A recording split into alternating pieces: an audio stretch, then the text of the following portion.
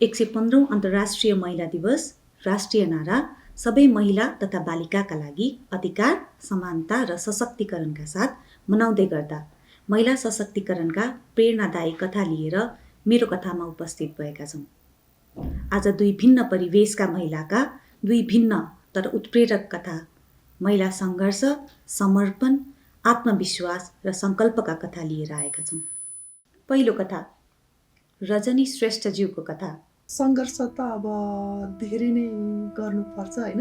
मेरो श्रीमानको सपोर्टले गर्दाखेरि श्रीमानबाट धेरै नै मैले उयो पाएँ र त्यसपछि चाहिँ अब सङ्घर्ष गर्दै जाँदाखेरि यो ठाउँमा आइपुगेँ। अब खेल खेल्दै गएँ।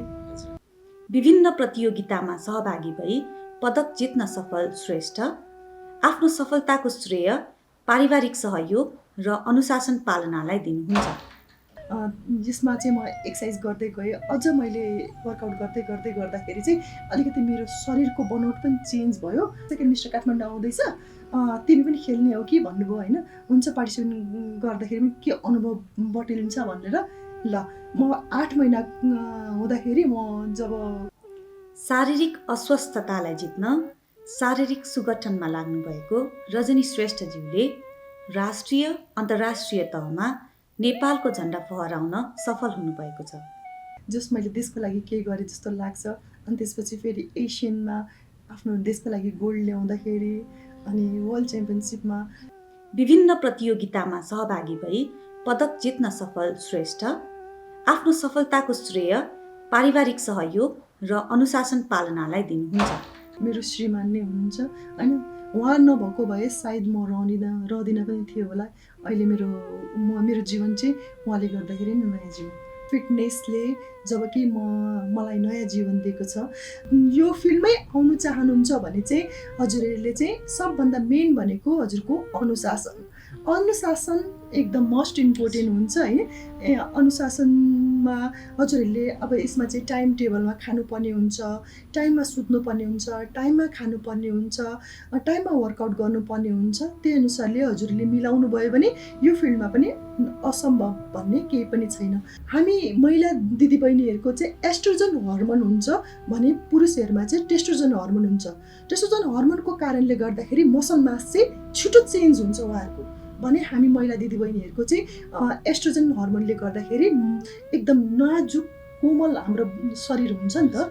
त्यही भएर चाहिँ अलिकति हामीलाई चाहिँ मेहनत गर्नुपर्ने हुन्छ। हजुर त 44 वर्षको उमेरमा पनि हजुरले यत्रो जिम गरेर यस्तो बडी चेन्ज गरिराख्नु भएको छ।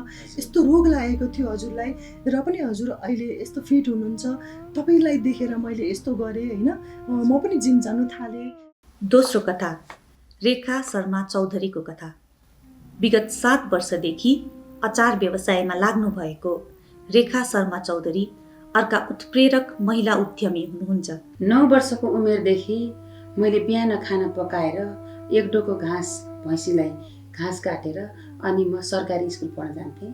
मेरो नेपाल लगायत विदेशका धेरै ठाउँमा सामानहरू जान्छ र एउटा मेरो दुर्भाग्यको कुरा म भन्न चाहन्छु।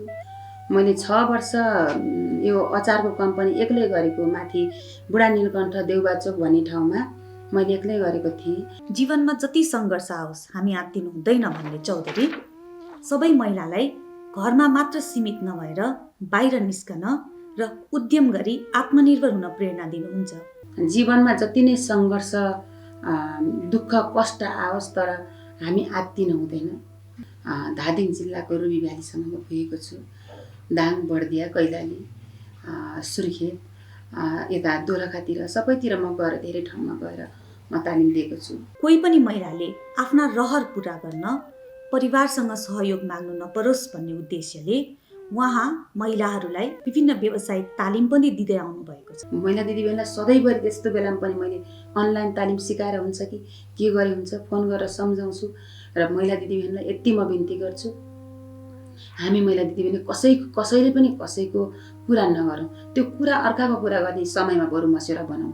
सिकाएको सिपले गर्दा कसैले 2 पैसा कमाउन सकेको छ।